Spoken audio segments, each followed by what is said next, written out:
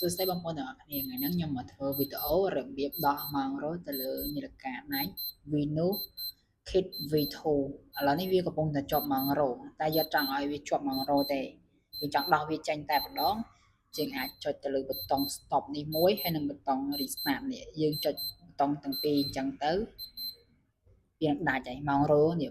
សញ្ញាម៉ង់រ៉ូកន្លែងនេះគឺវាបិទហើយបើយើងចង់ដាក់វាវិញយើងអាចចុចប៊ូតុងទាំងពីរហ្នឹងជាប់អញ្ចឹងទៅម៉ង់រ៉ូវានឹងលូតមកវិញហើយចំពោះការសេរីម៉ង់រ៉ូបងប្អូនអាចចុចទៅលើប៊ូតុង model នេះ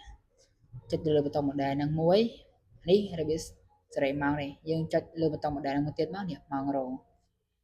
អញ្ចឹងយើងអាចសេរីម៉ង់រ៉ូទៅតាមម៉ោងដែលយើងចង់ដាក់នេះវានៅជាប់ម៉ោង 1 AM PM ម៉ោង 1 រសៀលយើងអាចសេរីដាក់ឥឡូវខ្ញុំចង់ដាក់ម៉ោង 5 រសៀលចង់ដាក់ម៉ោង 5 រសៀលរ៉ូហើយយើងចង់កំណត់នាទីយើងអាចកំណត់ដាក់នាទី00ម៉ោង 5 ល្ងាចហ្នឹងរ៉ូយើងអាចសេរីអញ្ចឹងទៅយើងសេរីទៅតាម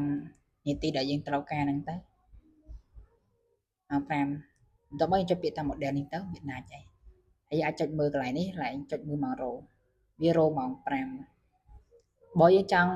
បិទម៉ោងរ៉ូអត់ឲ្យម៉ោងរ៉ូវារ៉ូទេនេះកន្លែងប៊ូតុងសញ្ញាម៉ោងរ៉ូនេះយើងគ្រាន់តែចុចប៊ូតុង stop ហើយនឹង restart ទាំងពីរនឹងឲ្យជាប់អញ្ចឹងទៅលឿនមកតើអញ្ចឹងទៅវាបាត់ហើយនេះកាលលេងរ៉ូម៉ោងហើយរបៀបសេរីម៉ោងរ៉ូឬដកម៉ោងរ៉ូចេញដាក់ម៉ោងរ៉ូអីវាមានតែប៉ុណ្្នឹងទេ